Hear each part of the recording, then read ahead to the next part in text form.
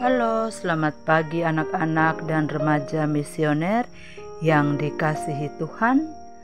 Salam jumpa kembali bersama Bunda Regina dalam Do Re Mi, doa dan renungan misioner Paroki Santo Petrus dan Paulus Argapura, Keuskupan Jayapura, Kamis 7 Desember 2023. Dan hari ini merupakan masa Advent yang pertama.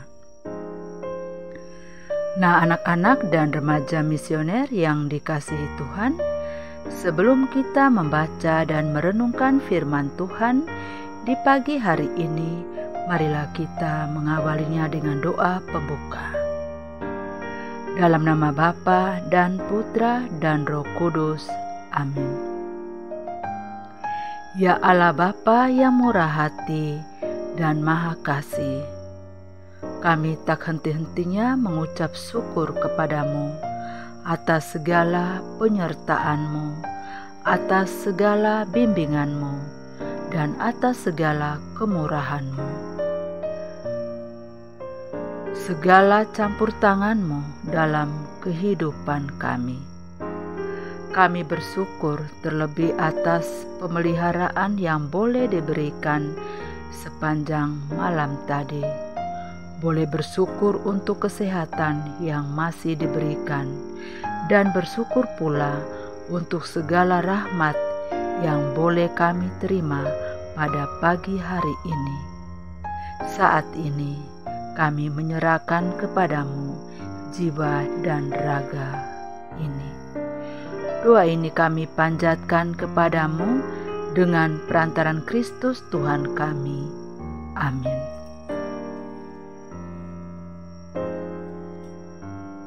Tuhan bersamamu dan bersama rohmu. Inilah Injil Yesus Kristus karangan Santo Matius. Dimuliakanlah Tuhan. Matius pasal 7 ayat 21 dilanjutkan 24 sampai dengan 27.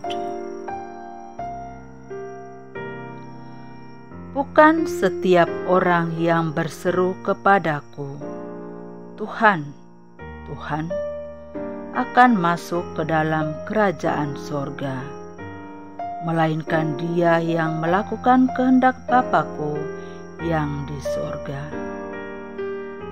Setiap orang yang mendengar perkataanku ini dan melakukannya, ia sama dengan orang yang bijaksana, yang mendirikan rumahnya di atas batu. Kemudian turunlah hujan dan datanglah banjir. Lalu angin melanda rumah itu, tetapi rumah itu tidak rubuh sebab didirikan di atas batu. Tetapi setiap orang yang mendengar perkataanku ini dan tidak melakukannya, ia sama dengan orang yang bodoh yang mendirikan rumahnya di atas pasir. Kemudian turunlah hujan dan datanglah banjir. Lalu angin melanda rumah itu, sehingga rubuhlah rumah itu, dan hebatlah kerusakannya. Demikianlah sabda Tuhan. Terpujilah Kristus. Anak-anak dan remaja yang dikasihi Tuhan, dalam bacaan Injil hari ini bercerita tentang barang siapa melakukan kehendak Bapa akan masuk kerajaan Allah. Tuhan penjaga dan pelindung dengan tegas dan jelas, di mana Yesaya mengatakan, ia melihat Allah diproklamasikan sebagai gunung batu yang kekal, penyelamat dan pemberi damai sejahtera bagi kita umat manusia yang percaya dengan hati teguh, yang lurus jalannya. Gambaran istimewa ini menunjukkan bahwa Allah lah sang pejuang yang membutuhkan kubu-kubu benteng musuh. Dia membuka semua ketertutupan menjadi jalan-jalan, pintu-pintu yang terbuka bagi umatnya. Kebangkitan pun terbentang di hadapan umatnya sebagai karya dirinya di tengah sejarah dunia.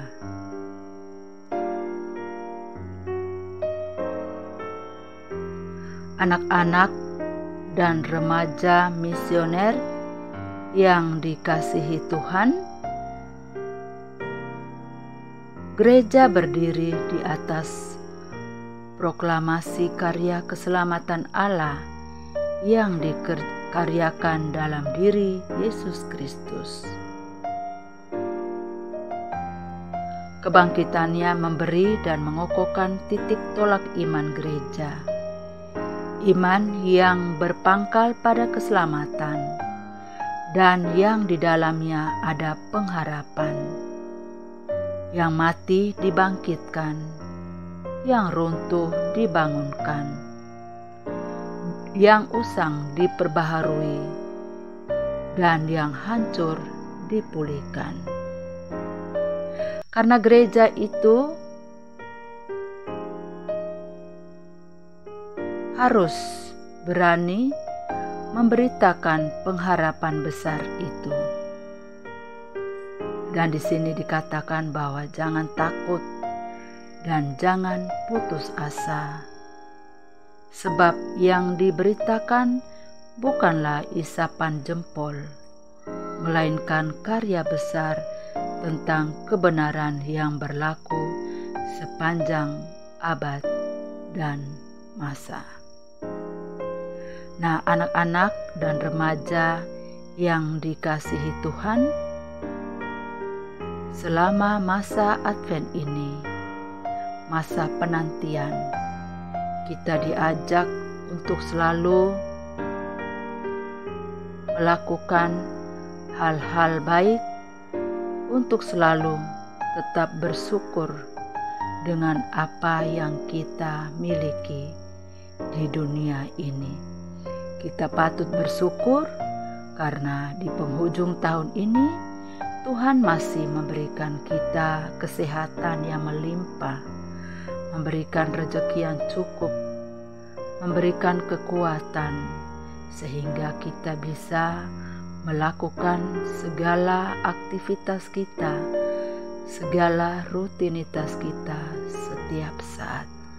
Dan tentunya kita harus melakukan kebaikan-kebaikan yang menyenangkan hati Tuhan. Kita saling memaafkan, kita saling peduli terhadap sesama kita, dimanapun kita berada, di lingkungan sekitar kita, di gereja, di tempat tugas kita, ataupun di mana saja kita melangkah.